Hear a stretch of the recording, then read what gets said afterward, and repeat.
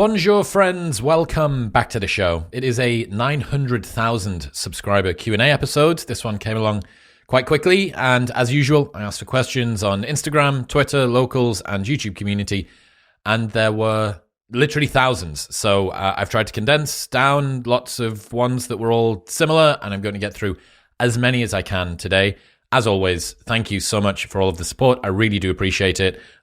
This year has just been insane. The growth, the guests, the quality of the conversations, everything's amazing. So thank you very much for being a part of it. Let us get into it. Dawinga22. What is this product that you're releasing with James Smith?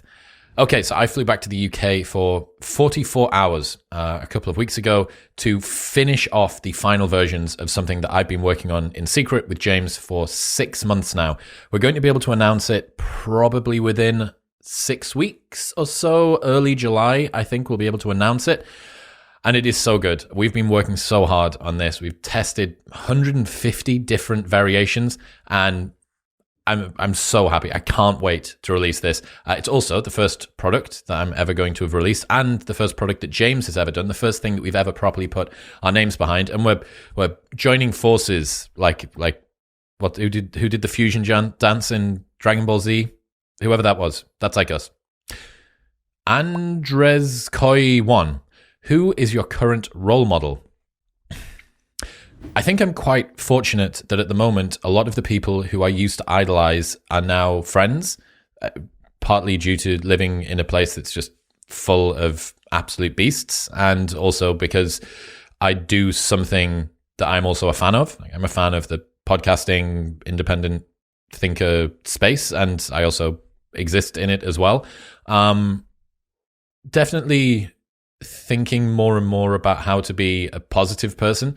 So guys like Naval, who have a very rosy outlook on life, who you try and see the good in what's happening, is something that I'm trying to take more of. But honestly, turning idols into rivals and then rivals into friends is one of the biggest life hacks ever. It's phenomenal to have somebody that you both respect and admire that is now a fan of even your work, and you get to look up to them. It's really cool.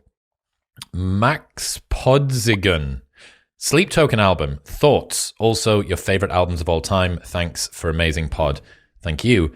This new Sleep Token album, Take Me Back to Eden, is out of this world. It's probably one of the best albums I've heard in the last 5 years. So if you haven't checked it out, you need to go and listen to it. It's amazing, man. I mean, they've managed to blend metal with like hip hop, rap, with funk, with this weird jazz offset shit. It's outstanding. I'm very, very impressed. Other favorite albums, Sempiternal by Bring Me is outrageous. What else have I listened to? Deadmau5's album from 2007, the one that had more ghosts and stuff on it. Those would be two that come to mind. Clancy, that Moustache. Yes, I know.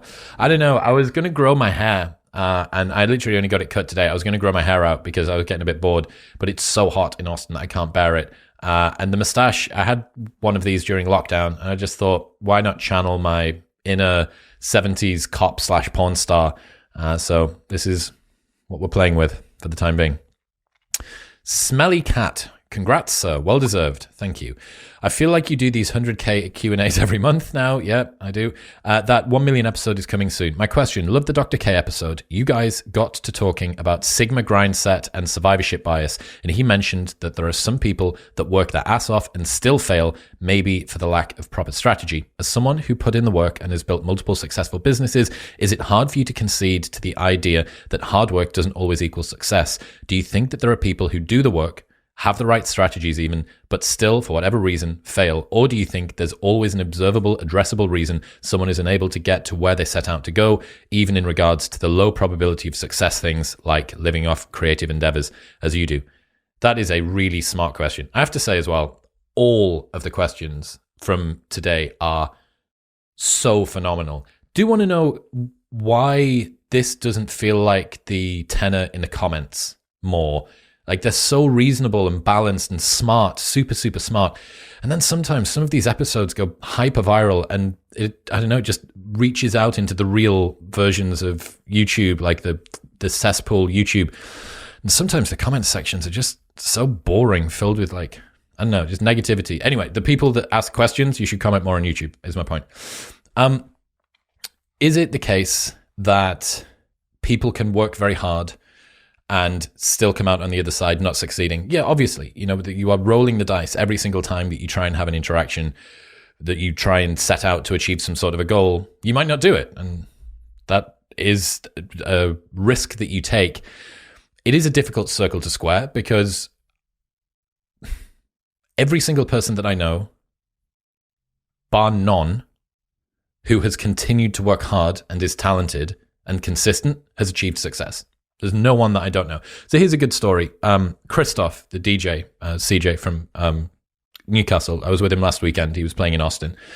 I remember we used to go back to after parties at this guy's house when we were early 20s or something, and he would play people songs that he'd produced, and he was in love with Eric Prydz, and Prydz was his idol and stuff, and he would bring these tracks in and play them, and some of the guys would be a little bit mocking, like, oh, you and your mate Eric, have you been speaking much? Obviously, Eric Prydz didn't know who the fuck this guy was, and he would leave after parties that were in his own living room to go into the spare bedroom of his house, which was his studio, and make tracks for a couple of hours, and then come back in.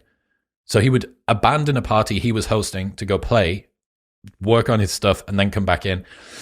And the guy just didn't stop. I remember thinking at the time, this dude is so talented and hardworking. It's simply a matter of time before something hits. And sure enough, all of the people that had sort of given him a bit of digs about, oh, you and your mate Eric, I think 3 or 4 years ago, he warmed up for Eric Prydz at Madison Square Garden on New Year's Eve.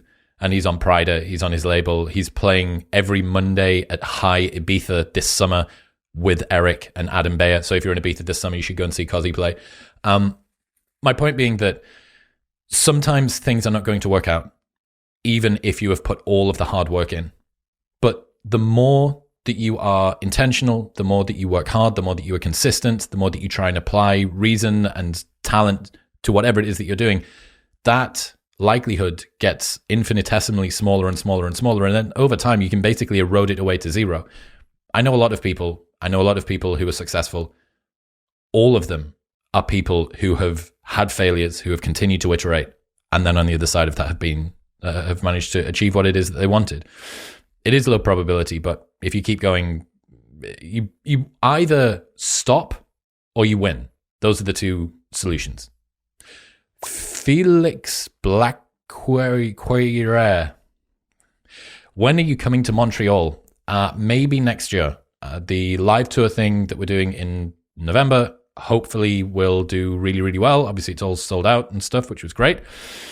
If that goes well and I enjoy it and it's fun, we will do a full global tour next year. Australia, there are so many Aussies, all of America, Canada, UK again, and then maybe some places in Europe. So maybe next year. Just Joel Williams. Hi, Chris. I want a change in career, but everyone around me is telling me not to. Any advice? Don't listen to them. You don't need to listen to somebody telling you what you shouldn't do if you want to do it. I want a change in career, but everyone around me is telling me not to. Just do. If you've done the assessment, and because you listen to this show, you probably have worked out what you want to want. If the change in career is something, not to being a drug dealer, it's presumably to something which is more aligned, more virtuous, more ascended, more awakened, in line with what it is that you want to do in life, just go and do it. Like, you're already succeeding, presumably, at a job that you hate. Can you imagine how amazing you would be at a job that you actually enjoyed? So yeah, most people's advice isn't worth listening to. You can aggregate it, but I don't know. Most people are midwits. User 922281. Why did you ban me from commenting? Okay, so I mentioned earlier on about the real internet that you kind of push out into. If anything achieves a bit of virality, you go from outside of the core audience, that are the subscribers and the people who align with what you're doing, and you get out into just like the rest of the internet, right? Like the general public of the internet. And I just found that some of the comment sections were getting boring and negative and cynical. And this toxic positivity thing that I'm on a flex of at the moment, I'm just bored of it. Like, I'm bored of all of you. Every single person that comments with something that's knee-jerky, unthoughtful, not mediated through any sense of thinking about what's going on. There's no context. And all that you want to do is just... I had some guy before I came on commented on a slide that I put up. I wasted 2 minutes of my life on another white boy that goes to the gym. I'm like, okay, you don't get to play in the playpen. Like, it's my house. You have to behave if you want to come in here. This doesn't mean that everyone has to be a sycophant. I'm fine with criticism. I'm just not fine with retards. That was retarded. So it's a one and done ban policy now on the YouTube. It used to be that if someone had commented a number of times, because we can see on the back end, if you click on a user, you can see everything that they've ever commented on your channel. And there was tons and tons of people. It was always the same offenders commenting just stupid stuff. And after a while, I'd said to the guys that are looking at the channel on the back end, like, look, get rid of people if they're being consistently just negative and boring and not adding anything to the conversation. And now it's one and done. And over time, the comment section will be sanitized. So just behave. This doesn't mean that you need to agree with me. It means that you need to not be an idiot. So yeah. And also, like I say, everyone that's contributing here, contribute in the comments more, because your guys' input is way more interesting than what most of the other comments are. Juan Mashilling, have you thought of building a community in Discord or something? So I've actually been speaking to a guy who his entire company builds Discord servers around communities, and there's all layers and admins, and it gamifies stuff. So yeah, I have. If people would like that, if they want more of a community side of things, that's something that I'd consider doing. It's not something I'd thought of before, either a Slack or a Discord, mostly because I don't use Discord myself, or I haven't until very recently when I started doing Midjourney, and Slack as well I hadn't used until we started adding some more people into the team. So I would, and if people are interested in that, then I don't know, comment or something, and if there's enough people, we'd consider doing it.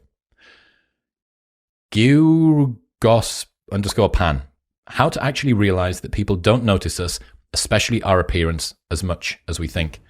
Yeah, this is it's obvious philosophically, but kind of hard to deploy in reality. I think, our biology is created to make us feel concerned about the judgment of others. This makes sense ancestrally.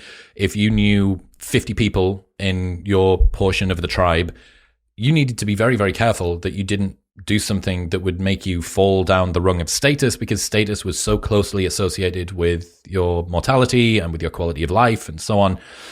So your entire body and physiology and mind is designed to make you unsatisfied. And remembering that makes life make an awful lot more sense. However, you do know that you don't care all that much about anybody else. So why would you think that anybody else cares that much about you? You're just some random person walking down the street with tomato sauce on your top. No one remembers. No one cares. For me, as somebody that was super self-conscious throughout fucking forever, it was just time and attention. I think that was a big part of it. Realizing that so much of the stuff that I did was unnecessarily shaped by the opinions of people who didn't have an opinion on me. And I really, really think that if you realized how little people care about your appearance, like, some of your favorite friends, you're friends with people not because of the way that they look, but because of the things that they say, whether or not they're good people, whether or not they're interesting, whether or not they're kind, whether or not they're reliable. Your appearance doesn't make that much of a difference. I promise. Escaping mediocrity. IQ or boobs in a mate? How far would you give up aesthetics for a smart girl? This is an interesting one because, men don't value intelligence as much in a partner. This isn't to say that they don't at all. And obviously intelligence is highly associated with being interesting and kind and all of the things that I just said we care about in the people that we want around us. But it's not as important. And a lot of guys would happily take like an 80 IQ girl who had the perfect body. I'm not convinced that the reverse would be true. One of the problems you have is that smart people in general can be more disagreeable, and disagreeability is not all that enjoyable when it comes to a relationship. So it's not just like you get either IQ or boobs. You don't even just get boobs, right? It's like, okay, has the boobs come with back problems down the line? Does the boobs come with an increased risk of something else? There is like a polygenic score of everything. I think that it's a balance. Like fence sitting, it's a balance. But you can't work out whether or not you should date somebody who is a 10 out of 10 but dead as a doornail, or someone who's super, super smart, but you can't bear to see them naked. Like, evidently, both of those are bad ideas. So, personal preference, I suppose. That being said, I did once hear someone who made a perfect example of everybody is a boobs guy until they have sex, after which they're a bum guy. Basically, his argument was that the utility of a bum is greater up until it's greater to use, but boobs are better to look at. I don't know, but interesting. Nevi69. What about a podcast with Andrew Tate? Under house arrest at the moment, and I saw what happened to that Vice guy who tried to get in. I never said this, never mentioned this on the podcast before. I recorded a podcast with Andrew Tate 3 years ago, I think. 2 or 3 years ago. It was in the height of COVID. Andrew Tate, welcome to the show. Hello. Good to see you. Good to see you as well, man. And we spoke about lockdowns, concern about governmental overreach. He was sort of waging war against people that were getting vaccinated at the time and complying with government demands. And I had a ton of pushback. It was like well-natured, but I just didn't put it out because it would have got the channel absolutely nuked for talk of vaccine misinformation. It was when everything was super hot on YouTube. So I texted him afterwards and I was like, look, mate, I can't put this out because it's gonna destroy the channel. And he understood and said, let's run it back and we can do a different conversation. We can talk about other stuff. But yeah, that's just sat on a hard drive somewhere, unreleased Tate content. This is another thing, man. Like, I understand that everybody, all of us on YouTube sell our soul to one degree or another. But there are people out there like that, as an example. I could have released that at the height of Tate's fame as some, unseen, unreleased 2-hour Andrew Tate video. It would have been clipped up to hell. It would have got millions of plays. But I don't know, it just didn't, it felt like the time had passed for having that conversation. It probably wouldn't have been a super smart thing to do or a super fair thing to do about Andrew because his views would have changed. There are people on YouTube that behave like normal human beings. Like, that's a normal thing to do. It's just fair and not screwing over somebody. I know that a lot of content creators can seem like they're just ready to take a bag or to compromise whatever value and virtue that they have. And that's tempting all of the time, every single day. That's tempting. But I do work pretty hard myself, and a lot of my friends do too, to like try and find that balance. So have a bit of faith in your content creator favorites when you can. Timo Schunen. What has been the greatest challenge for you in monetizing the podcast? Very appropriate question. I haven't monetized the podcast. There are people who have followings 10% of what I do in terms of monthly reach, in terms of subscribers, in terms of impact, who make 10 times, 100 times more money, maybe not 100, but a lot more money than I do. And they've got courses and educational products, and they've productized, commercialized stuff. I think one of the biggest challenges has been remaining aligned with what I want to do. I've said no to so many guests to come on this podcast that I don't think add any value to the conversation, or I don't think that they're good actors, or I don't think that they are virtuous people, or I'm just not interested in them.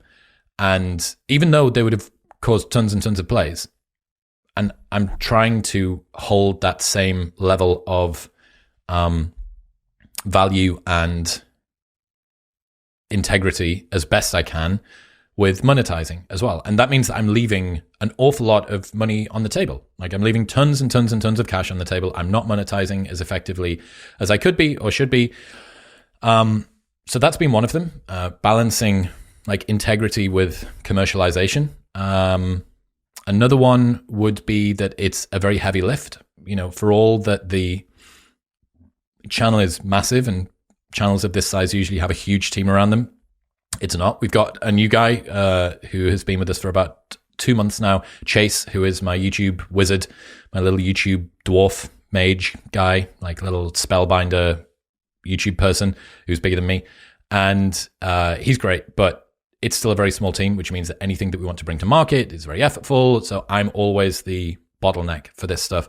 But I would love to release some educational products over the next couple of years. Like I'd love to do a morning routine course, a communications course, maybe something to do with networking, maybe a podcast mastery thing.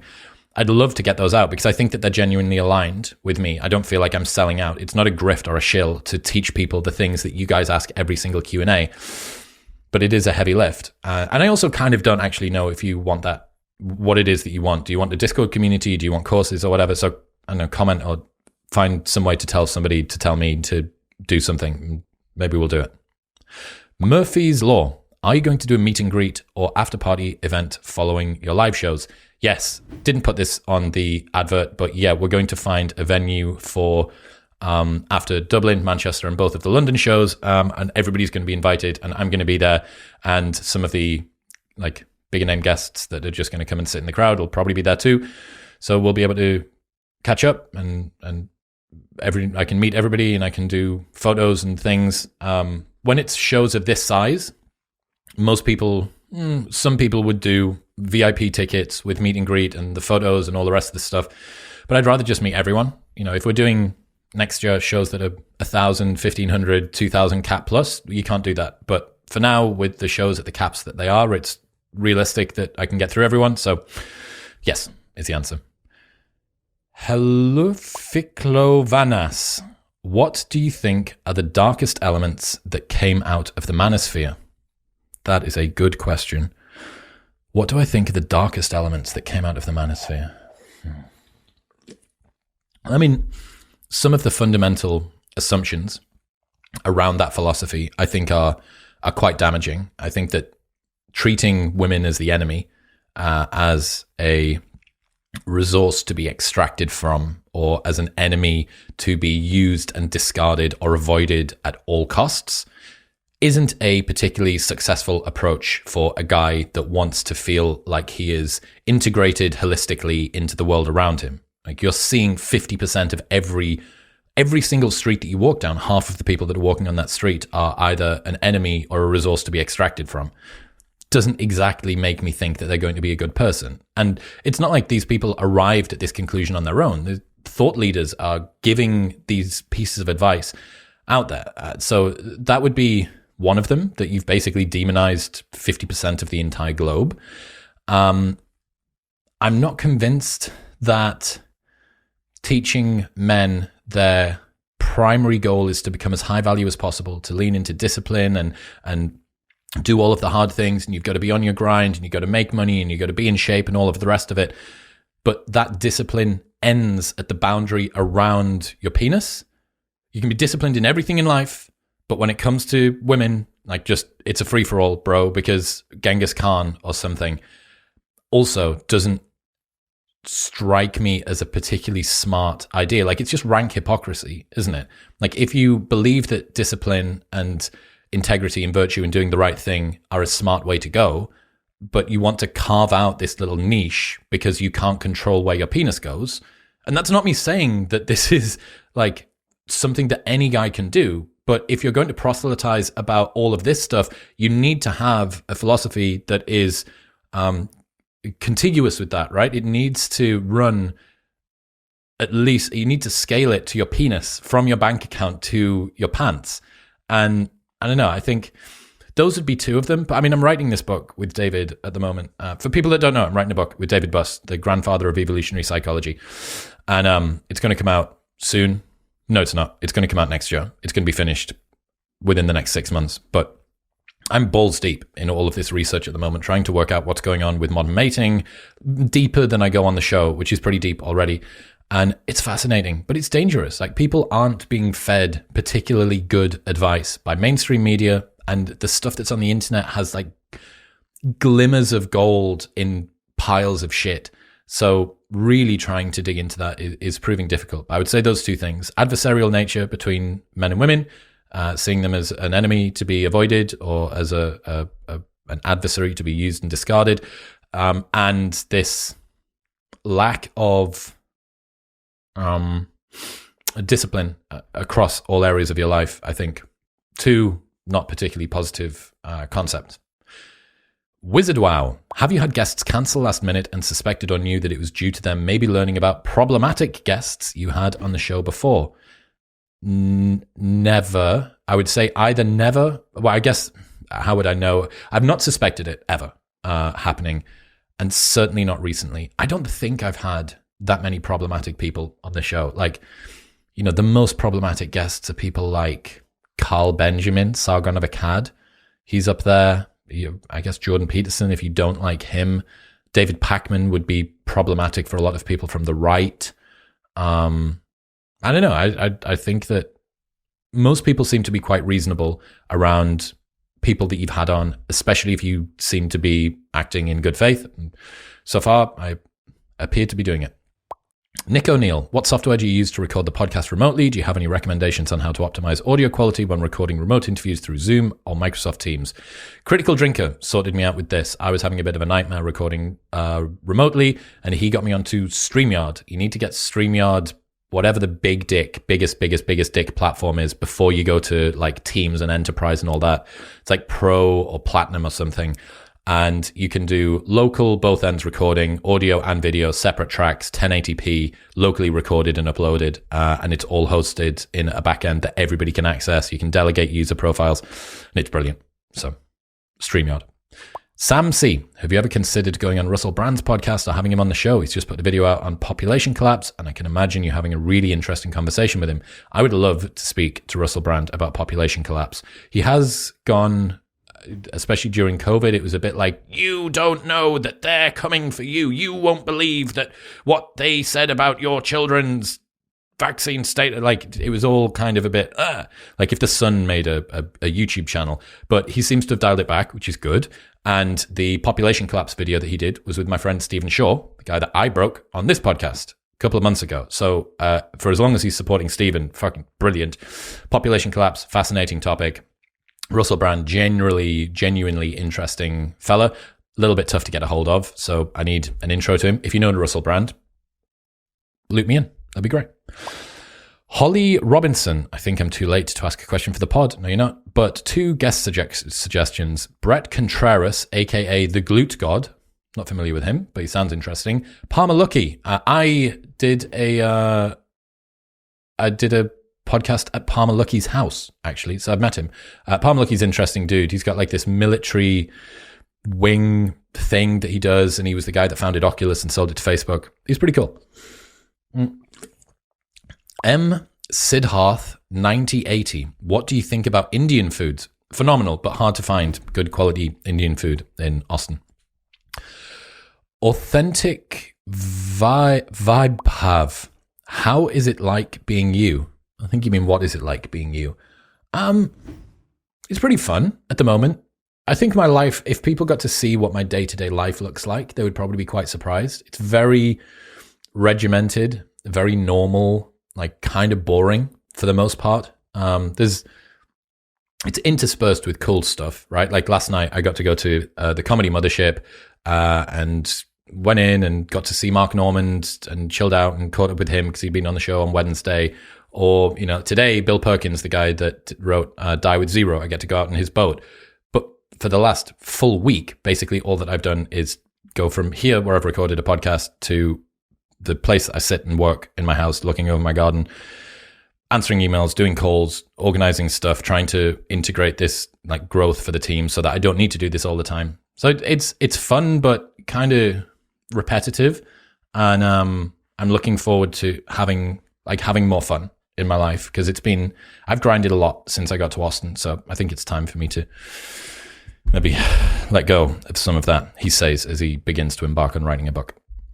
Cade Derbyshire, do you think we'll react too slowly to population collapse? That's a good question.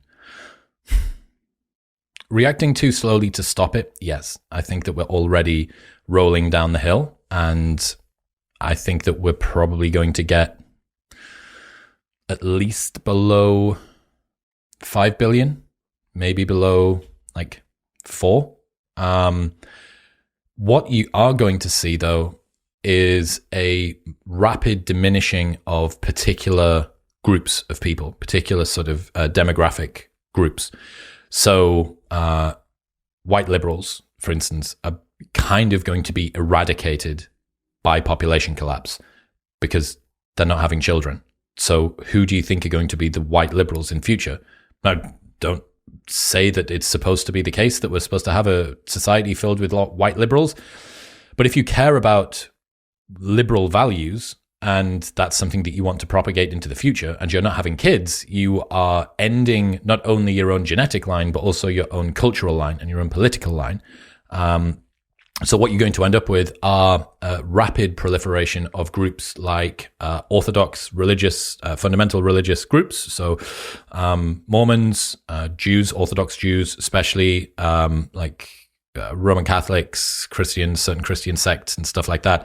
So those are going to be the ones that are going to grow, which is interesting. So it's like, will you react too slowly to population collapse? Over time, I think that a true existential risk, I don't think population collapse is. But it's going to be shitty on the way down. It's going to be shitty while we're there. And it's going to lose, not like biodiversity, but like human diversity actually is going to decline an awful lot because the sort of groups that don't reproduce are going to be the sort of groups that don't reproduce, which means that downstream from that, there are fewer of them to make fewer of them to make fewer of them. Meanwhile, other groups are going to make more of them to make more of them. So if you care about having a diverse population, which everybody who doesn't care about population collapse says that they are, you need to have kids. Linnai.e. What is the best way to become an articulate and eloquent person? I get asked this question a lot, and just intentionality, I think, is the most important thing. Think about what you're going to say. Be precise with your speech. Practice it. If you can, record it. Listen back to yourself and work out what the twerks and tweaks and ticks that you have are that you don't like. Get rid of them. Go again. Working with a speech coach that I have done, and I still do, and I will be doing in the build-up to my performance at the end of the year for the live tour, it's honestly like, what brand of protein powder do you use in order to get big, as opposed to, did you go to the gym 5 times? Are you eating your macros? Are you getting enough protein into your diet? Are you having your protein shake? Like the brand of protein shake, it's the top 5%. That was the leverage. Almost all of it was just reps, spending time and attention. That's the way to go. Russ Broch, just buzzed my hair similar to yours. Good work. Do you like it for confidence reasons? It's convenience reasons, to be honest. Not having to do your hair is a life hack. It's hot here in Austin. It's the reason that I just got it cut from like that long down to however short it is now. And I had a massive afro for almost 10 years. So I've served my time with long hair. Good Art Soup. What is the field that you're interested in but haven't covered yet in the podcast? So I think that the existential risk of AI is something that I'd love to revisit, given that we've got this language learning model, ChatGPT, GPT-4, GPT-5 thing coming down the pike. I think now is the time to really sink back into that. I was obsessed by it for a while when I first read Superintelligence by Nick Bostrom, and now I've got all of the market in the world to talk about this with. And I'm going to have Tristan Harris. I texted him a couple of days ago, the guy that did The Social Dilemma on Netflix. Texted him. He's keen to come on at some point. Jeffrey Miller is going to come on and do a primer so that all of you guys can understand the entire landscape of what we're talking about, how AI could be an X risk. And then I've got Katja Grace, maybe, who's an AI researcher that William McCaskill introduced me to. So I've got a ton of different people that I'm going to kind of try and fold together and really just work out, okay, how big of a problem is this? What are the ways it could go wrong? What are the ways it could go right? What do we need to do to protect ourselves? What can we do ourselves to influence the way that this field moves forward? So that, probably AI.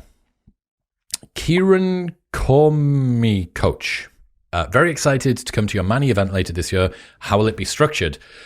So I think it's going to be similar to the 14 lessons from 2022 style episode. So, segments of me telling stories, insights from those stories. Hopefully there'll be some production that we can tie into that to make it feel a little bit more immersive, maybe some music. I might be speaking to Mark from After School or someone similar to get some visuals that can kind of accompany what we're doing. I did this, you might not have seen, but I narrated a story for After School, which was really cool. It's called The Slow Drip of Endless Fantasy, I think. And I really enjoyed it. And I thought that it drove the point home in a way that me just telling you a thing can't. So I'm going to try and have some of the Philosophy Bro stuff, a little bit of jokes and personal stories, some really tactical takeaways, how to apply this, and then some super inspirational points that will tie in with some performance arty, music-y stuff too. Should be really fun. I'm just going to kind of test the water and see what works, what resonates. And then from there, come 2024, if we do a really bigger tour, I'll have got a good bit of like, right, wow, all of that stuff worked, or this is really great, and this we can switch, or whatever else. It's going to be cool. I'm really excited. Raluca Feneciu. No question. I just love you. Thank you. I love you too. Keep the fire burning. We are doing good to the world. I'm trying.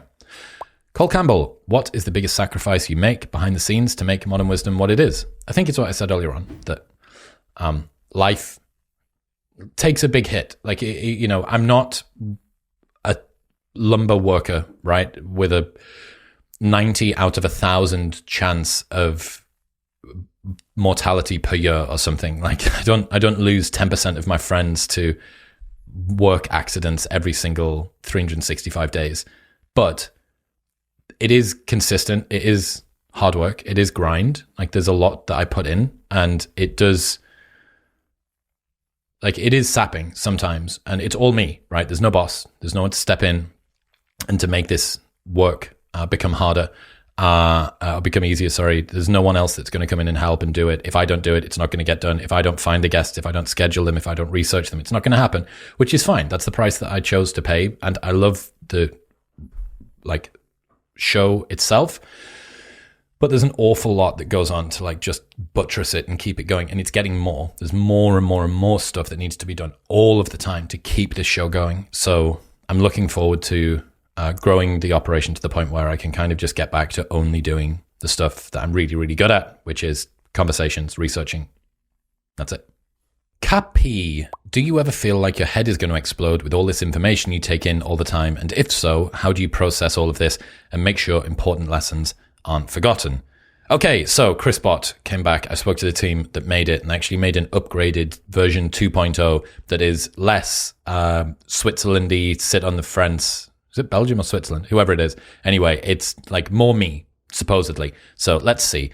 Do you feel like your head is going to explode with all this information you take in all the time? And if so, how do you process all of this and make sure important lessons aren't forgotten? Chris Bott, don't be a cuck.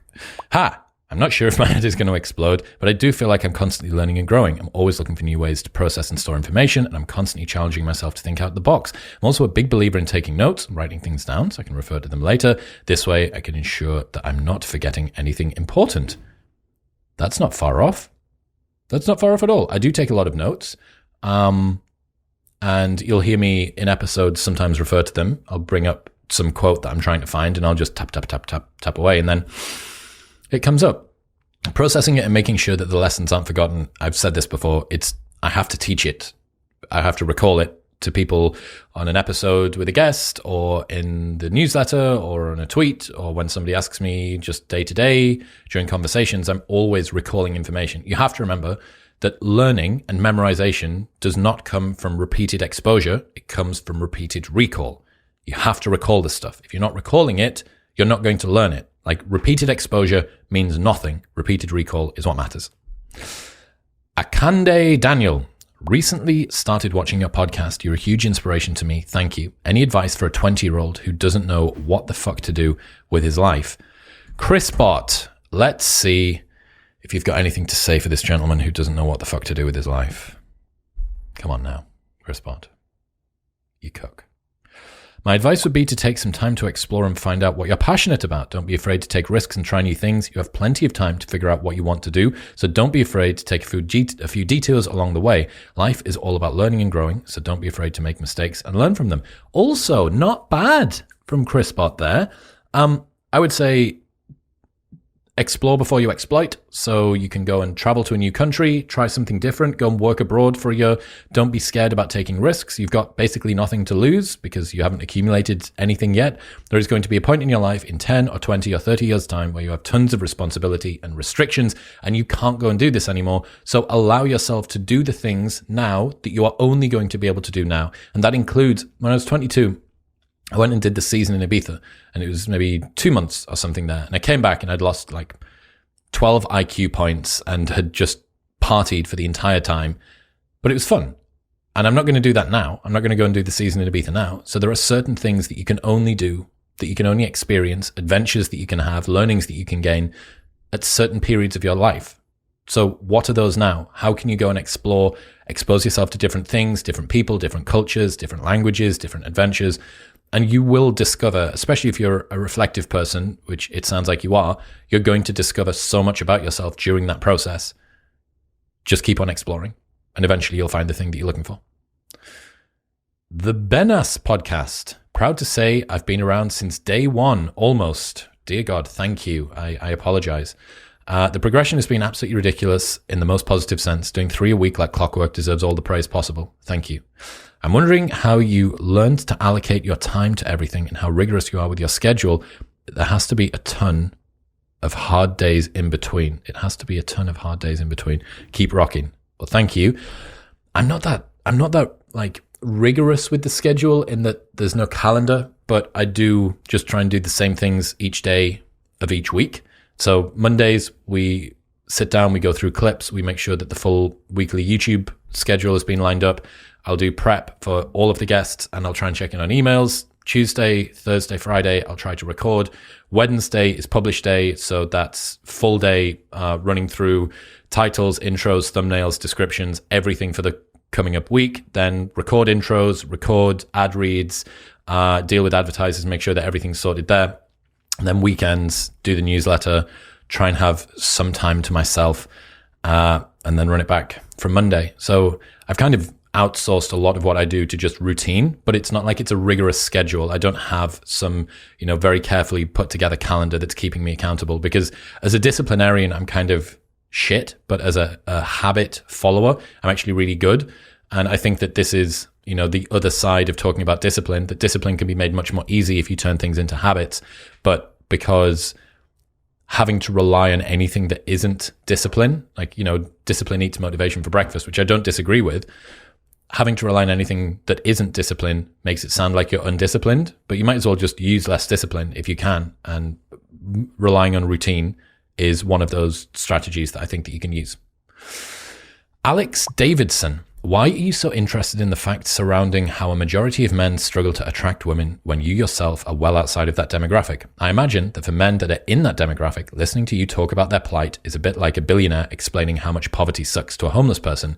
You're good looking and successful, so why are you fascinated with the average guy's dating struggles? I'm looking forward to your million mark, man. I think your show is underrated. Keep up the good work. That's a very good question. Tough bit of pushback, but also shit sandwich to make me feel nice at the end. That's the sort of comment that is critical but acceptable on the podcast channel. The analogy between me being like a billionaire explaining how much poverty sucks to a homeless person, if I wasn't successful and I wasn't good looking and I was talking about the plight of men, people would accuse me of just being bitter. Even though I'm not those things and I talk about them, I'm accused of being out of touch. So it's a very difficult, it's unfalsifiable, really, for me to talk about. I can either be in that cohort and be accused of being a misogynistic incel soy boy, or I can be outside of it and I can be accused of being like a bourgeois, opulent LARPer. So I think the reason that I do it, the reason that I'm interested in it, is because any topic that is not being discussed by the mainstream media, but needs to be discussed because it's affecting people's lives. What am I doing with an independent platform if things that interest me and that I care about and that are underrepresented, that I don't bother talking about them? I do think that there is value in hearing from people who are on the ground experiencing this sort of stuff. But I don't know, like, why do people follow guys that are in shape when they're learning how to get in shape? Is that not like saying, well, this guy's genetically gifted, or he's on steroids, or he has been training for longer than me, so what's the point in learning from them? I'm not too sure. The guys that are in that demographic that want to hear from anybody talk about the plight of men, they can go to any channel that they want. You know, there's Wheat Waffles, that's like a black pill content creator who is still on the come up and doesn't consider himself to be that good looking, so they can go and listen to him if they want. But I don't know, like, the billionaire explaining poverty to a homeless person, I would like to think it's a little bit more like the billionaire saying to the world we should care about homelessness and dedicating a good bit of his time to trying to raise people out of it, and also to give awareness to the world that poverty is something that we should care about. I'd like to think that that's the approach that I'm doing. If it does appear like I'm just some like bourgeois LARPer laughing from his high horse as he doesn't deal with any of the problems that the normal world has to deal with, I'm not convinced that that's true. And also, I hope that it's not the case, because I genuinely do care. I do care about both men and women. Anybody that's suffering, man. Like, for all that the Fiat 500 drivers of the internet don't think that this is the case, I am a really, really empathetic person, like massively to a fault, to the point where it makes me make decisions incredibly slowly. I massively regret things that I say to people, even small. There's comments I've made over the last year that I can't stop thinking about, because I'm like terrified that it makes me into a piece of shit, even though it's just some passing joke that I made or a bit of banter that the other person's never going to remember. I care about anybody that's suffering, and especially people that are suffering that are being ignored by the mainstream. I think that it's a good investment of my time. But I appreciate the question. It's a really good question. Johnson Uher. I'm 13 years old,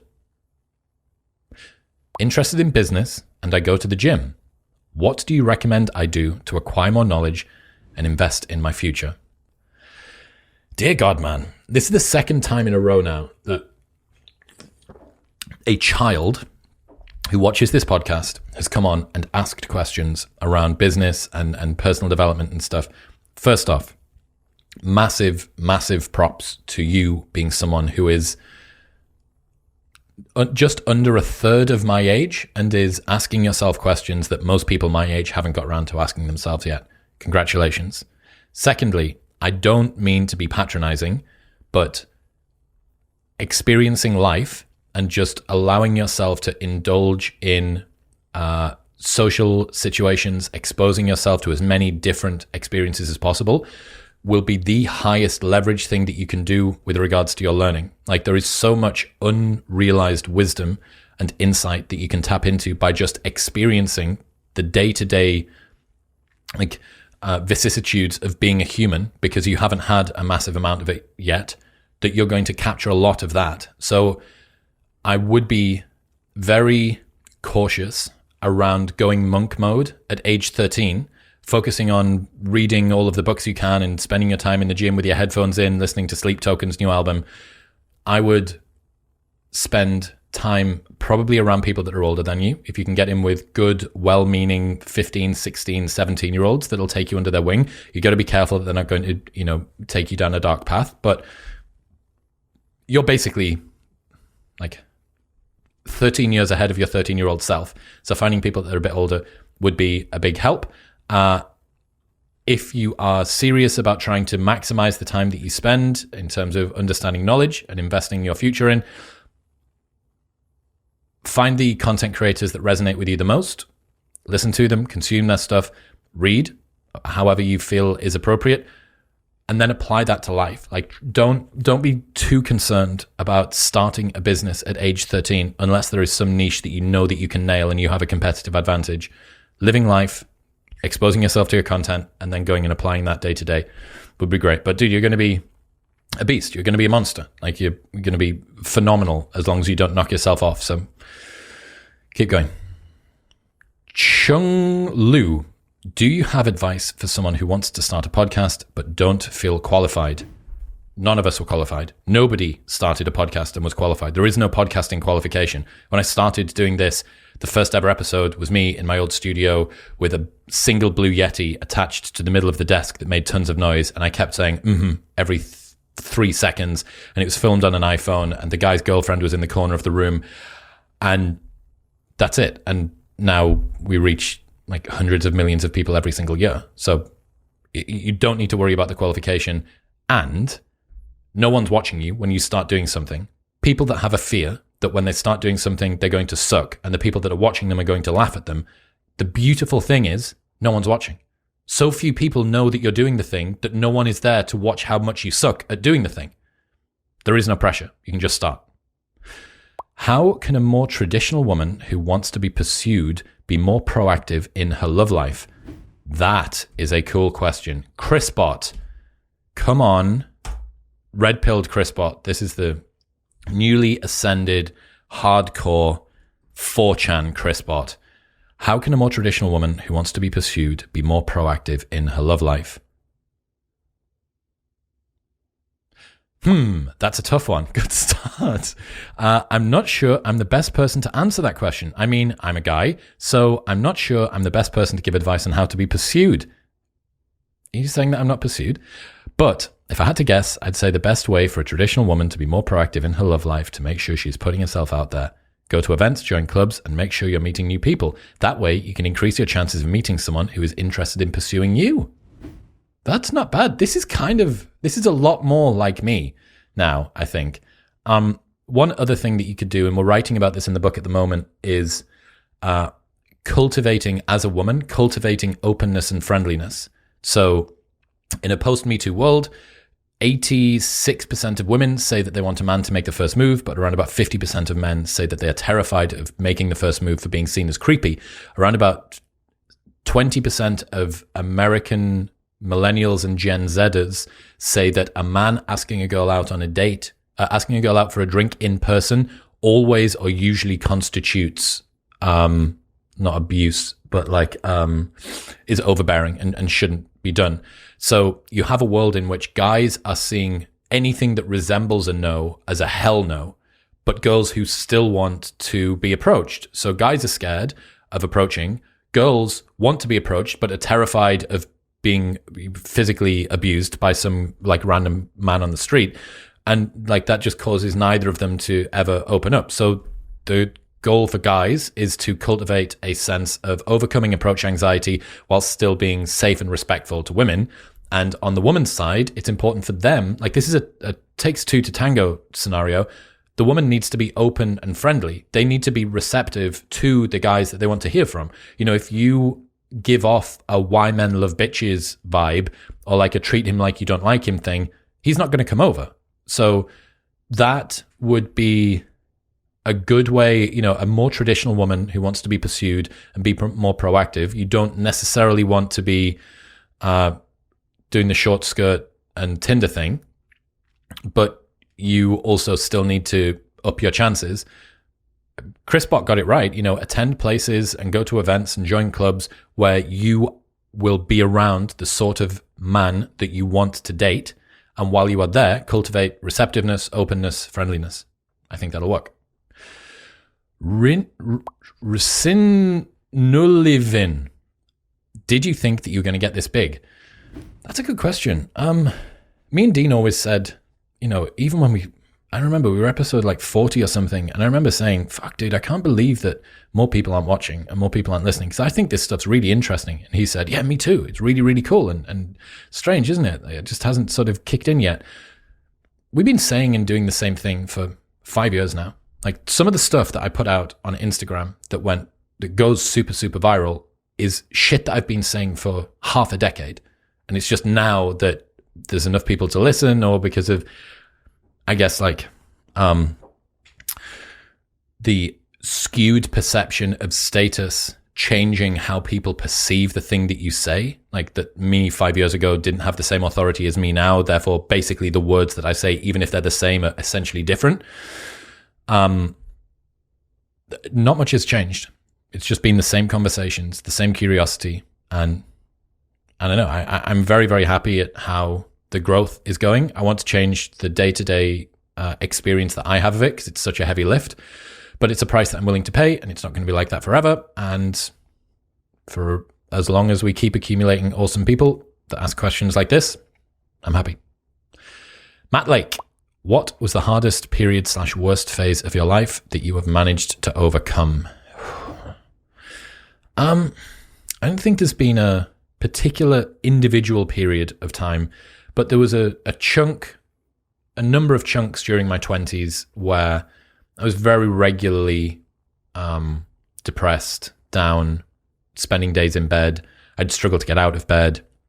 I'd make excuses about not attending meetings, and it would make me feel very ashamed of myself.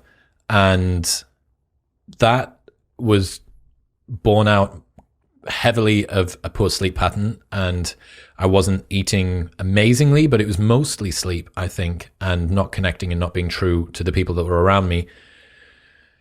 And that took a long time, man. Like every end of September for probably 5 years, I basically had a miniature breakdown, because I'd worked so hard. I'd invested all of this emotional energy into running the events. And then at the end of Freshers Week, at the end of the second Freshers Week, it ran for 2 weeks, sometimes for 3 weeks, I'd just break down and I'd spend a few days in bed, feel like an absolute waste man, and then drag myself back and restart the engine and then go again. And that was just this cycle that I'd go through.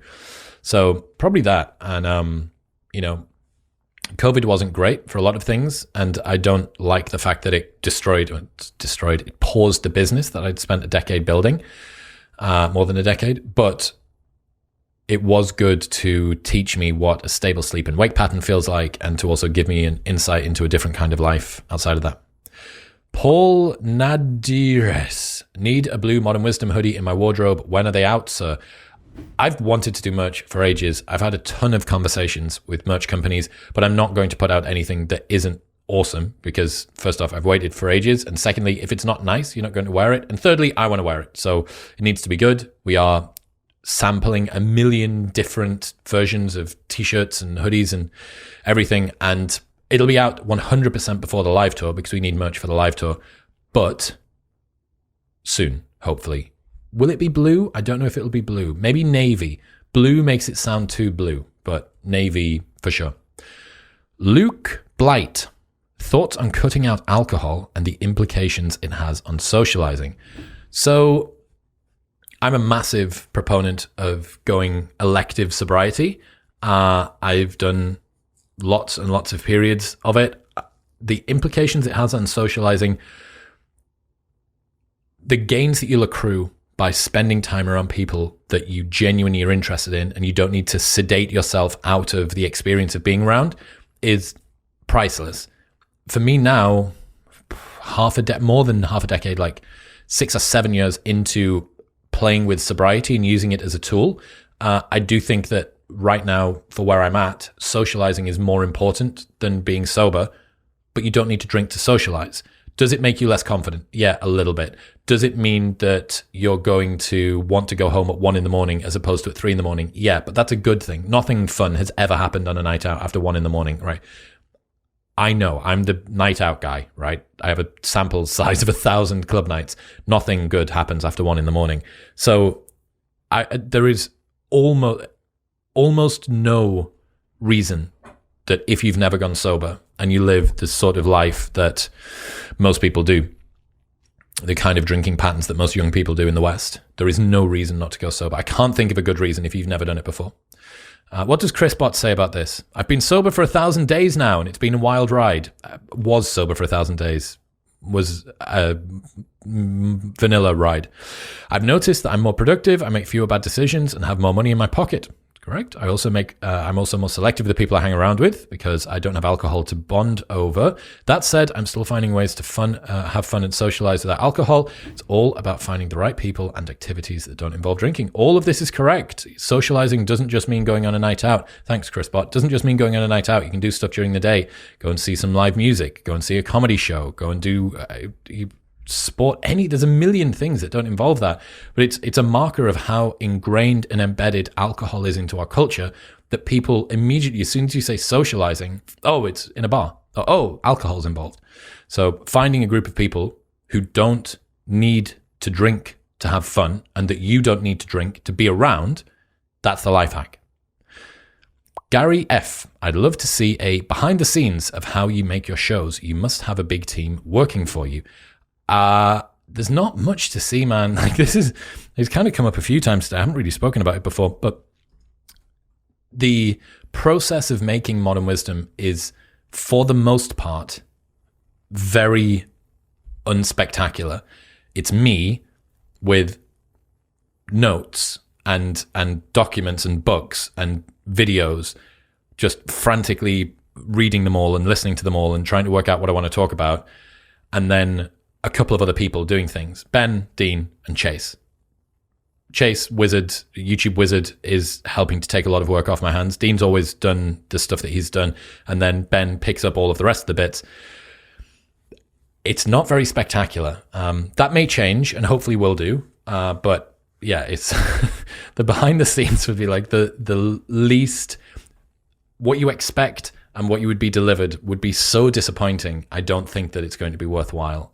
It would be cool to do one of the big episodes that we have, like another Goggins or whatever, when we've got a few of those coming up soon. That's fun. But for the most part, I walk from that house to this house. I come and stand in here and make sure that I have a drink. And then I start talking, and then I go back in there and I upload everything, and then an episode appears. It's not very exciting. Bailey Maji, what is your end goal? What's the next 10 years of Chris Williamson look like? See if ChrisBot comes up with something, but I'm going to answer it while he talks. End goal, I don't have one. I just want to keep on having interesting conversations. It's been the way that it's always been. Find people I'm interested in, talk to them about the stuff that I'm interested in. That's it. The next 10 years of Chris Williamson, if I don't do something catastrophic and put my foot in my mouth or get cancelled or say something stupid that I don't mean, it really does feel like the world's at my feet. And I said it at my birthday. Michael Malice very kindly ran a birthday party for me a few months ago. And I said, it literally feels like I can do anything. And it's beautiful. And I've never felt this way before, that I have every door open to me. Every opportunity is coming my way. And I get to pick and choose what it is that I want to do. And I get to hopefully make the world a better place along with it. I'm not kidding myself. I'm not going to be remembered in 100 years' time. But I can nudge the civilization that I'm a part of, even a tiny, tiny, tiny degree. I can give it a little nudge, and the people that are here at the same time as me, hopefully I can make their existence and their time on this planet make a little bit more sense and be a bit more enjoyable while they're here. That's pretty cool. It's pretty cool as a day-to-day. ChrisBot, what do you say? My end goal is to maximize my freedom to do the things I want all the time. That's pretty hedonistic. I want to be able to wake up in the morning and decide what I want to do with my day, and if there are things I don't necessarily want to do. That's not strictly untrue. I want to be able to get them done quickly so they don't take up too much of my time. I also want to make sure that I don't fall into the trap of productivity dysmorphia, where I can't see the fruits of my labors on a daily basis. This ChrisBot is this is overconfident ChrisBot. So we've gone from cooked bot to confident bot now. Cool. I mean, he's not far off, but some of that stuff, I don't think that's what productivity dysmorphia means. And I made it up. Omar Sereltelli, are you taking steroids? No, I am not. And I would be in significantly better condition if I was. Tommy Conde, you get asked every Q&A, intro song, please. Right, I did it. I actually saw this come up, and I went and I found it. It's called Chris Talk, Fly Away, the JPB remix. And Chris is Krys. Talk, Fly Away, the JPB remix. I listened to this earlier on today before I came and recorded. Listening to that song will make your head fall off, because if you're listening to this on Spotify or Apple Podcasts, have heard it tons of times. It's been played millions, tens of millions of times, that song, as an intro, an edit that I got my friend to make, a DJ friend to make 5.5 years ago. And then you hear the full version of the song, and all of this extra shit appears, and you go, no, he's supposed to say such and such, welcome to the show. Hang on, no, this isn't where it's supposed to stop. There's all of this extra stuff. It's like the uncanny valley, but for listening. So yeah, Chris Talk, Fly Away, the JPB remix. It's available on YouTube. It's Creative Commons licensed, free, which is why we used it. And then I got someone to edit it, and it's the both intro and outro. The actual outro to the song with the episode with that big long swell is the breakdown from the episode that you should be able to hear, actually. But yeah, that's it. Go and enjoy and break your brain. Soul Biscuits. If I want to get fit, I go to the gym consistently. If I want a girlfriend, what do I do? What's my gym? Fucking good question. That's a smart, nice question. I like that. You are smart people. If I want a girlfriend, what do I do? What's my gym? Well, the gym can be your gym for this. And, this is common wisdom from me. Go to the place where the kind of people that you want to date hang out. Are you into girls that train? You need to be in a gym. A gym that's social would be a great idea. So something like a CrossFit or a boot camp or any kind of team sport. Like, fuck me, the field near where I live, they do kickball, which looks like the lamest sport I've ever seen in my entire life. And yet, while the guys and the girls stood waiting to kick the ball, the dudes are chatting up the girls. So I'm thinking, well, it's a co-ed sport. It's not actually that dumb of a way to meet girls, apart from the fact that every girl that goes there knows that you're the sort of guy that plays kickball. So, other things, if you're into acting or improv or art or whatever it is, there are social groups that exist in the real world where other people into the things that you're into go to. If you're talking about how do I progress, how do I improve the constituent parts of my personal development in the same way as going to the gym makes you fitter, what is the progression place that you do if you want to get a girlfriend? It's just reps, right? It's just interacting with girls. Destiny's got this great piece of advice where he says you just need to have lots of girlfriends that you spend time around. And that's a really underrated piece of advice because, good example, only child, never was friends with a girl that I didn't want to bang. Ever. Never was, because I didn't have a sister, like I guess apart from my mum. I didn't have a sister. I didn't have any girl friends in my life. So for me, from as soon as I was 14, 15, 16, all of the girls I was hanging around with were just girls that I was attracted to. But you lose out on a lot of the understandings that you gain from just how to interact with girls, which is different to how you interact with guys. So yeah, I think hanging around in a place that's got girls that you don't need to be trying to get with, and just being okay with that and knowing that they'll be okay with that and knowing that you don't come across creepy and just learning how to communicate. That's the lion's share of what you're talking about, I think. Spooner Sean, what's one question that hasn't been asked in the Q&A that you wish somebody would have asked? Is there a topic that's bubbling up in your mind right now, but that you haven't got the chance to deep dive on publicly because the right question or guest hasn't landed recently? This is like the solution to superintelligence from Nick Bostrom. It's called machine extrapolated volition. So basically, if you can't work out what it is that you want a machine to do, you ask the machine what it should want to do if it was to detect all of your preferences. Chrisbot, I'm asking him this. That's a tough one. You're correct. No shit. I'm always thinking about new topics and ideas, but I'm not sure I have a specific question I'm waiting to be asked. I guess I'm just waiting for the right opportunity to come along. Cookbot and confidence bot merging together here. Not really, man. Like I talk for so many hours every single day. There isn't anything. There isn't something that I haven't been asked, and you don't know what you don't know, right? So I will wait, and Sean and a bunch of the other people from the locals regularly ask phenomenal questions. So I'm relying on them to come up with one. Zohaib Sidi. Do you have any advice for someone who is trying to find good ways of taking knowledge they have collected over time and incorporating it into their daily life? Thanks, and I love your podcast. Keep up the great work, Chris. So this mental masturbation concern thing is something that I feel in myself as well, and I know that a lot of people that listen to podcasts and consume lots of content do, because you are exposed to way more content than you have time to implement it, and you get the illusion of progress by exposing yourself to more stuff and more stuff and more stuff, and then you look at your life and you realize, I haven't changed anything. I got exposed to all of this new information, and what have I done differently in my life? Oh, I haven't changed anything. So avoiding mental masturbation and the illusion of progress is very important. Doing it requires narrowing down all of the different areas that you're trying to change in, because you can't change everything at once. And if you try to, you're going to get nowhere, right? You have to sacrifice meaning. You have to sacrifice progress toward everything in the short term to make meaningful progress toward any one thing. So forget worrying about all of the other stuff. focus on, I'm just going to work on dialing in diet and training for the next month. And I'm going to learn as much as I can, and I'm going to try and apply it and be as applicable as I can. And once I've built up a little bit of momentum with those, then maybe I'll switch to some productivity stuff, and then maybe I'll switch to something else as well. When I look back, I realized that a lot of the times I stopped making progress were when I took my eye off the ball of something that was an obvious goal and then tried to pivot. So there was a period where I was obsessed with productivity, the start of this podcast, so obsessed with productivity for ages and ages, and I'd capped out. I'd already completed, I'd accumulated all of the information that I needed, and I presumed that more productivity was just the next YouTube video or the next productivity hack away, and it wasn't. I'd already done that. So it's like, okay, I've done this thing, I've completed it, let's move on to the next one. I can come back to it in future. So I would narrow down the sort of things that you're doing. I would try and be as applicable as possible. And I would ask myself, when I'm reading or watching or consuming anything, how am I supposed to apply this to my life? What's the way to get tactical with all of this stuff? You listen to an entire podcast that I have with some guy.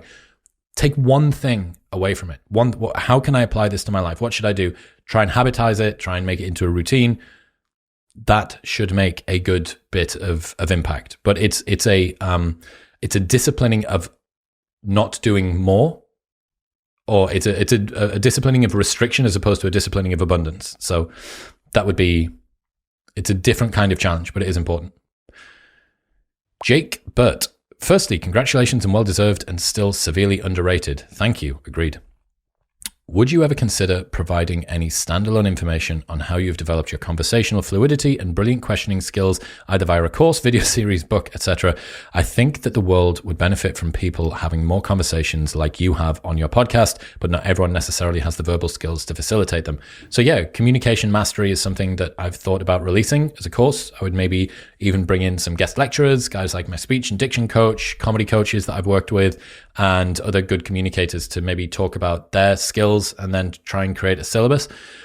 But I'm also concerned about getting out over my skis. You know, like I'm a good communicator. I've spent an awful lot of time developing real world skills from the ground floor on how to have a conversation, but I'm not trained. So who the fuck am I to release a course on it? And this is another reason, this cynicism thing that I'm railing against at the moment. I want modern wisdom, and I want the people who consume my content to be as positive as possible, because I feel in myself the lack of confidence and the uncertainty and the skepticism that I have around things that I can do, because I can hear what the worst elements of the internet will say if I try and do them. So if I try and release a course of communication mastery, even if people care about it, and even if it adds value, and even if it would be good, the fact that I'm not formally trained in it, and the fact that I am going to be like trying to reverse engineer something which I just stumbled upon myself, is going to cause people on the internet to have a vector of attack for me, which is going to mean that they can say, you shouldn't be fucking doing this thing. So maybe I don't do it. It makes me reticent about going to do it, which is why being positive, encouraging people to go and try and do something and see how it gets on. And fucking hell, man, like, good effort. You tried to release that thing, and it was really, really great, and it had tons of value. I mean, you know, it was all right, or it wasn't so good or whatever, but like, you had a crack. I know, like, presuming the best of people seems like a really cool strategy. And that's what I want. I want more presumptions of positivity, the positivity presumption paradox. But yeah, I would consider doing that. I would love to release it. Again, need help, course management, building it, all the rest of it, which I just can't do on my own because I have too much stuff to do. But I would love to release it. I just need to find someone that can bring it to life and overcome the skepticism. And this is me. I mean, one of the first questions is like, me advising some guy, just, adventure and explore and don't be worried about failing. And here is me speaking my fear of failure out into the world. The guy that's about to hit 1 million subscribers on YouTube and reaches like 25 million people a month. That fear of failure continues to track with you. It doesn't within domains that you've already conquered, but in domains that you're new in or you're moving into, it's going to be there. So it's natural. Like, even the people that you think that have got all of their shit sorted still feel this stuff. That should make you feel more comfortable about not having your shit together as well. George Daniel, when you were younger, did you have any limiting beliefs? And if you did did you get over them? How did you get over them? You are an inspiration. Thank you, George Daniel. I mean, so many, man. My sense of self as a young, like a teenage boy, was microscopically thin. And I didn't realize it at the time, but I was chronically unconfident. Here's the story. So I remember that I played cricket. That was my pursuit of choice as a kid. And there would be times where, because of the type of player that I bowled something called leg spin, which is probably the most complex style of bowling in the sport of cricket. And that means that it's very dependent on the conditions. If the weather's not right, if the pitch isn't right, if the game isn't at the right stage, it's very often that you would not be brought on to bowl, because it's safer to bring on a different style of bowler, which is going to be more robust for the particular features of the game that you're playing. And that would mean that a lot of the time I would go and play a game, and then I wouldn't bowl, and I would sometimes not bat because I'd be batting a little bit further down the order. So it's TFC, a thanks for coming. When you don't bat and you don't bowl, you basically don't do anything in the game apart from field. And I would speak to the coaches from the local county team that I was a part of, that was the one that was trying to get me to move towards playing minor counties, playing major counties, going into an academy. I was on England's books, getting trained by their like wrist spin academy, going down to Loughborough University and stuff. And he would ring me on a Monday and say, how did you get on over the weekend? And I'd say, man, like everything I didn't bowl, I didn't bat, like these things didn't happen. And he'd get frustrated because I hadn't accumulated any experience, but I would feel relief. I would feel relief because I hadn't had to face the potential of failure. I was so unconfident in my own abilities that I would rather not have to face potential failure and inoculate myself from that by just not entering onto the arena of play. So yes, I had an awful lot of limiting beliefs, and that rolled forward into young adulthood. It rolled forward into relationships. It rolled forward into business. It rolled forward into my sense of self.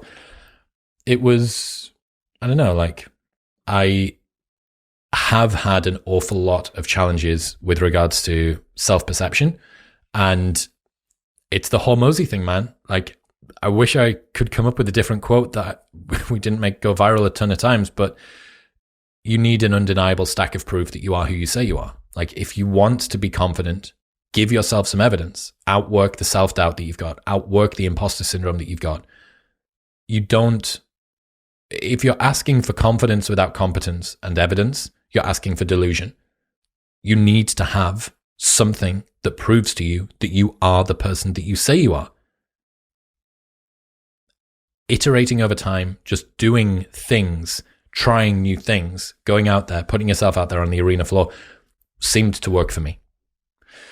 Will Palmer, how do you deal with being the outlier when chasing that dream job while everyone else you know of going to a 9-to-5? In other words, dealing with the loneliness that will occur in the pursuit of a life that you want? My situation. I resonate, man. I feel for you. This is the price that you pay, right? Loneliness is a tax you have to pay to atone for a certain complexity of mind or a complexity of life. If you want to have a life that's different to everybody else, you have to do things that nobody else is doing. Like, if you do what everyone else does, then you're going to get what everyone else has got. And separating yourself out from the pack, this is why most people find things difficult, and this is where they stop, and this is why they don't win. This is the point. It's the difficulty that everybody else has to come over, among a ton of other difficulties. They have to be able to see it. They have to have the intention. They have to have the discipline to go after it. They have to have all of the different things in place. And then when it starts happening and they realize, it'd be easier, I'd have more of a social circle if I just stuck about with my friends. That's also going to be one of the hurdles that people have to overcome. Accept and understand you didn't expect it to be easy. This is what hard feels like. On the other side of this is something that you want. Did you expect it to be easy? No. This is part of the hardness. Lean into it.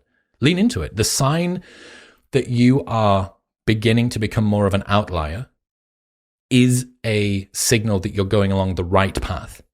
Presuming that you're not an outlier because you're addicted to drugs or like beating up grannies on the street. You're an outlier because you're working harder. You're an outlier because you're taking a non-typical life path towards something that you care about. That is a good thing. It is not something that you should see as a negative. Hamza El Azawi. When will you have Iman Ghadzi or Hamza Ahmed on the podcast, Chris? Would love to see you speak to these men. Already had Hamza on the podcast. Search Hamza Chris Williamson and it'll come up. I'm also going to some creator retreat with Hamza in, I don't know where it is, in a couple of weeks' time. So we'll be together then. Don't know whether we're recording. I don't think we are. We're just chilling out. Iman, I voice noted back and forth with him a couple of weeks ago. And that's going to happen, I think, in November. I'm in Dubai in November. So I'm going to have him on then. Taran Ram, how do you go about de-sedating men while not making them excessively dangerous, like burning down houses?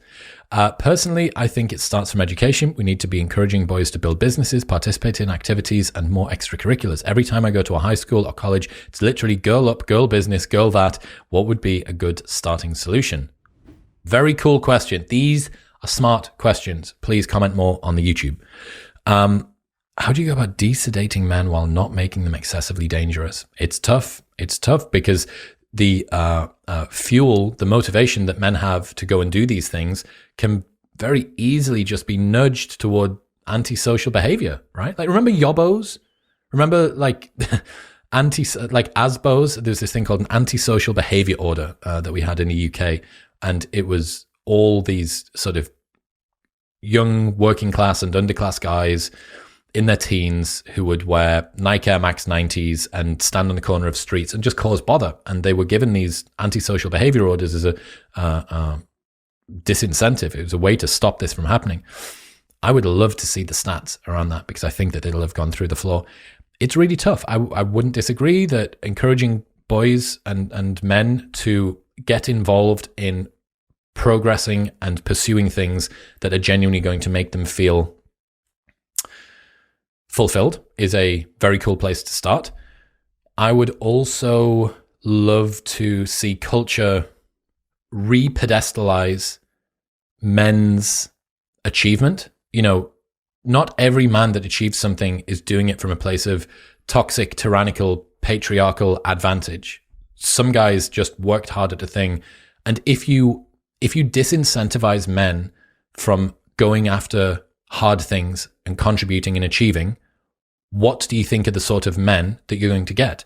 They're going to be listless, apathetic. They're not going to be interested in trying to achieve anything.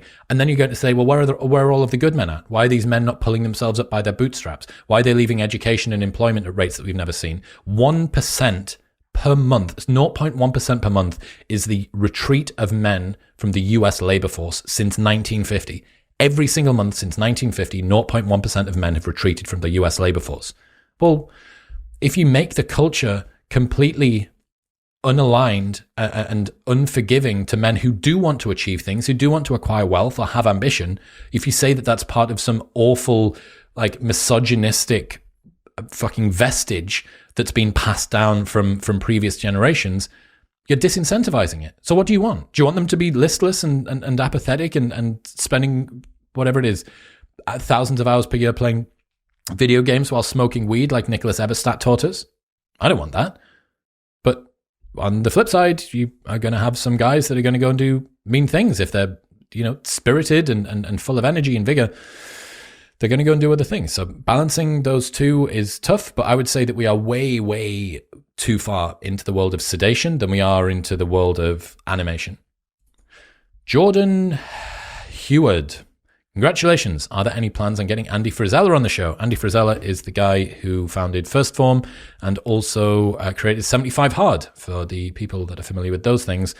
We've spoken a good bit. He listens to the show. He's very complimentary on Instagram and has sent me some really nice messages. I think we've talked about getting him on when he comes through Austin. So at some point, yep. Have you considered bringing on the channel a scientist/expert that you don't necessarily feel completely aligned with in terms of views, just to listen to a different perspective? I do. I try to bring on as many of these people as possible. Richard Betts from the IPCC, he is a lead author on a ton of the intergovernmental panels on climate change papers. He came on not a million years ago. He was really interesting. David Packman, he came on. He got flamed in the comments. He didn't really have a particularly good episode, but he's somebody that a lot of the audience disagrees with and would disagree with. I try my hardest to bring on people. I mean, I've had a couple recently of academics that are very left-leaning, but they have such a unique spin that is apolitical on whatever their academic area is, that we don't actually get into maybe some of the more squirrely worldviews that we would diverge on. So yeah, I do try. Funtivity Colton. Have you ever been on a date worse than the massage date with Zoe? If so, what happened? I just watched your season of Love Island to get some context about some of the things you talk about. Okay, yeah. So, no, probably not. But then I also haven't been on many dates on TV. Actually, no, fuck that. I have. The other TV show that I did, Take Me Out, I think that one might have been more awkward. The first TV show that I did, I jumped off a boat in the middle of the ocean when they didn't have insurance for me to jump off the boat because the date that I was on was that boring. And then the girl that I was on that date with sold a story about me when I went on Love Island. The police were called on my date with Chris. Bitch, you weren't even there. I'd left. I'd gone to an after party. I was with some cool people. And then she sold a story about me that I told her. The only reason that she knew about the police coming was because I told her. And the only reason that the police came was because I woke up on the central reservation of Tenerife's largest motorway, having lost my phone and my wallet. Like, it wasn't because I'd caused some havoc somewhere. I'd fallen asleep on a central reservation of a motorway. Anyway, yeah, that was worse. That one was worse. I can't remember the girl's name. Can't remember her name. And she kind of looked a bit like Zoe. Weird. What is it? Physiognomy or whatever it's called, where like the way that somebody looks determines their personality. I think that's the way it works. Anyway, yeah, it was awkward. Jensen McKay. Hey man, first of all, congrats on 900,000 subs. Been watching you since your podcast with Christoph. Wow, that's old. My question is, as a 19-year-old, you've been watching me since you were 15. Cool. As a 19-year-old heading to university in September, what is the best way of finding people as like-minded as me within the first week of freshers? Struggled a bit during school as I used to live in a rural area. P.S. What was your freshers week like? How did you survive it? Many thanks. Okay, so my freshers week was ruthless. It was 2006. It was Larry, British, lout, drink culture. I had found a group of housemates. I lived in a flat with a bunch of degenerates that were fantastic, really, really great to go to uni with. But uni was second, third, fourth on the list of what everybody was there to do. Finding people that are like you during freshers, I would say, and this is something that I wish that I'd done more of, attend more of the groups and societies and classes, just join all of them. Like, I remember when I went to uni and I thought, Ultimate Frisbee sounds super lame. I don't want to go and do Ultimate Frisbee. I'm just going to go to the gym and get big with the boys. And again, it was a safety net for me because it meant that it was routinized and it was something that I knew I was going to get social validation from. I remember in my mid-20s, I looked back and thought, why the fuck didn't I go and do Ultimate Frisbee? That sounds awesome. Like, Ultimate Frisbee sounds really cool. So I would join as many different societies as you can, expose yourself to all of those different groups, and just talk to people and talk about what you're interested in. Don't talk about what you think they're interested in, because if you talk about what if you talk about what you think somebody else is interested in, you are going to get friends around you who aren't keen on you. They're keen on the role that you play. They don't like you. They like the person that you think. They like the person that they think that you are. That's not who you want to be. You're going to end up surrounded by a community of people who don't have your interests and who you have to play a LARPing caricature of yourself to just be around. Be yourself, do lots of different things, expose yourself to as many people as possible. During freshers, the best thing to ask someone is, hey man, what's your name? What course are you doing? What halls are you in? You can open up for the first 4 weeks of term. You can say that to 1,000 people, see the ones that are interesting, make friends. Good luck. Fabuline.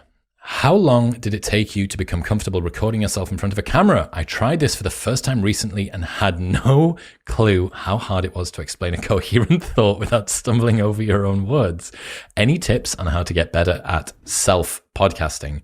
I'm not glad that you were traumatized by it, but I am glad that you have felt the discomfort. And I remember the first few times that we started doing solo down the pipe monologue-y things like this, it is that hole there, that black void with the lens in the middle of it that looks like an eye, is a terrifying thing to look at. It is so unforgiving and dark, and you just stare at it and it stares back and it just expects you to say things, and there's no one there to give you positive feedback or tell you that you're doing it right or that you're doing it wrong or that you should say more or say less or it's time to shut up. Or it's really difficult. I haven't spent all that much time doing solo stuff. I've spent a lot of time talking to other people, and I think that my brain struggles to distinguish between the conversations I've had where there's been a person there and now this thing, which is where there's no person there. The easiest ways, the best ways to get better at self-podcasting, I think, are to do what I'm doing here, which is to have a conversation, a one-way conversation with prompts. Prompts can come from you.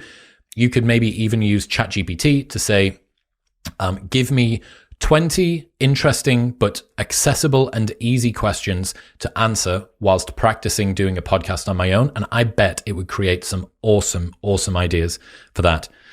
But it's tough, and I would be tempted to try and do podcasting before you do monologues, because this is the final frontier. Like, even when you're vlogging, right? You know, like the Mike Thurston style, here I am, I'm in Dubai in my Jaguar or whatever the fuck it is that he drives now. That there's prompts going on. Oh, look at this. This is a cool cup of coffee and I'm here with my friends and I've got the whatever. This is the final boss, man. This, no distractions, silent room, you and a lens. It's super difficult. And this skill is going to become more and more important. Friends that I've had have applied for jobs where they've had to submit video applications. And if you've never had to sit bonk and just put your phone in front of you and say, hi guys, my name is Chris and I'm really excited for the job opportunity at IBM. Here are why you should recruit me. And this is a blah, blah, blah, blah, blah. If you don't have that in the tank, you're going to be behind. And if you do have it in the tank, you're going to find an advantage. And even if you don't need it, it's going to make you a better communicator. So I highly recommend learning it. Ahmed Zobar Surosh from Afghanistan. Fuck yeah. Let's go. Loving your content. Can't thank you enough, mate. Thank you very much. My number one Afghani fan. Question. How to find balance between time spent on being the least educated person in the room and the most educated? Both are necessary. Good point. And plays off the back of Alex Hormozy's comment around more people are kept poor by their egos than get rich off them. Basically, if you're able to maintain an ego, it's because you're in a room where you're always the richest or the smartest or the most accomplished, which means that you're in a room which is too small. Make your room bigger, make the people that you hang around with more successful, which will make your ego smaller because comparatively with them, you're useless. Finding a balance. To be honest, I wouldn't agree that you need to be the most educated person in the room ever, basically. I think that maintaining being a stupid person, the most stupid person in a room, is a good idea. I mean, I've managed to make a career out of being the dumbest person in a conversation 640 times. And it seems to have worked okay for me. It is good to educate other people about things that you're a specialist in, but just continue to find people who you admire, who you respect, who you think have got a growth mindset and are interested and genuinely curious, and just allow them to teach you about all of the cool shit that they know. And then in response, you can teach them about the good stuff that you know. There is no better way to learn than that. And that's why Austin at the moment is phenomenal, because there are so many people that are super, super smart in different domains. So you can be the guy that knows about evolutionary psychology, but they know about AI risk, or they know about meteorology, or they know about whatever. Say car. Congrats to us all. My question is, how do you just do it? Like, how do you stop overthinking and take action? That is quite an interesting question for ChrisBot. My answer would be that you just need to commit to doing one thing. Narrow the domain, as I said earlier on. Stop distracting yourself with lots of different things. What the fuck is he trying to respond to this? ChrisBot, how do you just do it? Like, how do you stop overthinking and just take action? I don't know, but I'm pretty sure it involves a lot of swearing and a few shots of whiskey. Chris Bot, confident bot over there, just getting out over his skis. Poor guy. Stop overthinking and just take action. Commit to one domain at a time. The reason that you're feeling overwhelmed is because you're trying to do too much at once. You're trying to optimize your sleep and your hydration and your training and your learning and your career and your relationships. One thing, focus on that. Get really good at doing that one thing and then move on to the next one. You have periods. You can periodize your life, right? 1 month to 3 months, each little block. Once you've completed it, then you move on to the next one. You can even plan it in advance. Check in every couple of weeks, see how you're getting on. There you go. Frazzy. My question is, what advice would you give to someone with disabilities and deformities to boost their confidence and self-esteem? So I've basically gave up on life because of my anxiety and depression. Your videos have been a big help, and I want to say thank you. Thank you very much for watching. Look, I need to be able to identify where I'm at the boundaries of my competence, and I think that this is it. I wholeheartedly believe that there is a strategy and that there will be, but I'm going to be pulling something out of my ass if I try and give it to you. I respect massively the fact that you're listening to channels like this and presumably other guests and similar people that come on here, and you're exposing yourself to the right kind of content. When it comes to getting really tactical with it, I would be bullshitting you if I said that I had a solution.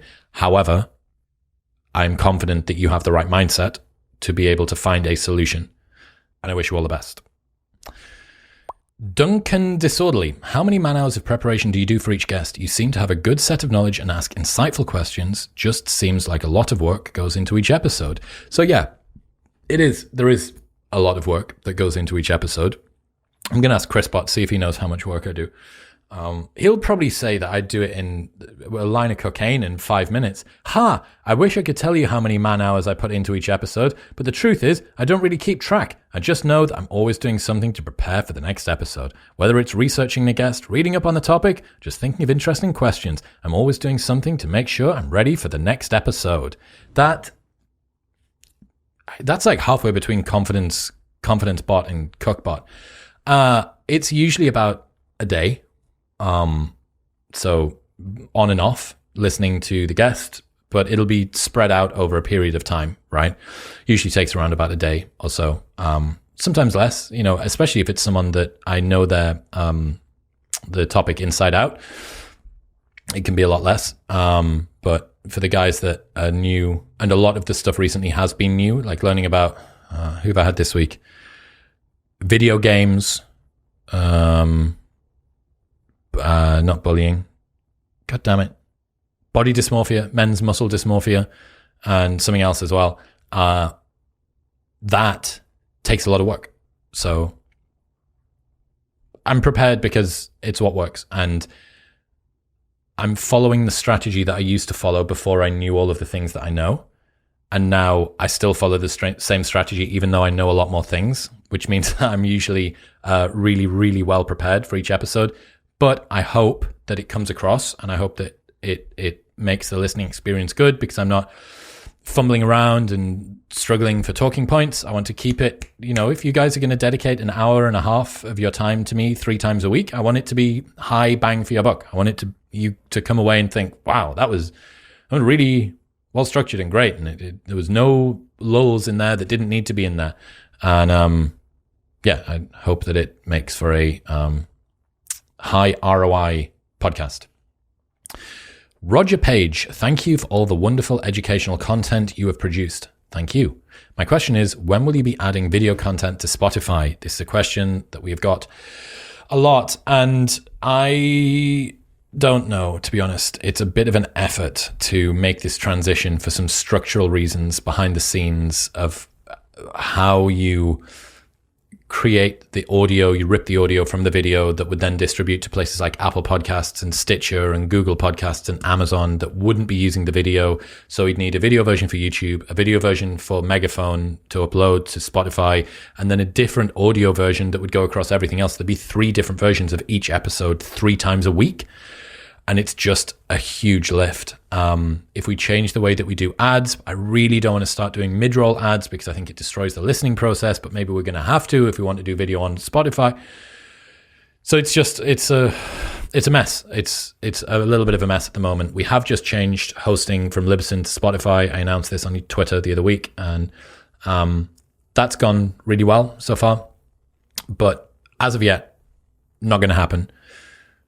Maybe at some point in future. Not sure yet. Right, that is an hour and 45. I appreciate all of you. 1 million next, which will be wild. I have some plans and I will see if I can pull them off. In the meantime, like I say, if you are the sort of person that asks these kinds of questions, if you enjoy this sort of discussion, which I know that you do, comment more on the YouTube. I would appreciate it. The real world of the internet that this show is going to continue to push out into more, those people need to understand what a well-balanced, thoughtful, interesting, meaningful conversation is. And it is you who can contribute to that, and you set the tone, especially if we're going to talk about releasing a Discord server and community and all this sort of stuff. I need to feel confident that the people that are the most reasonable, that are all of the ones that submit thousands of questions on each of these Q&As, are the ones that are going to pipe up. And if you do post something that's stupid, then you're going to get a ban. Anyway, I'll see you next time.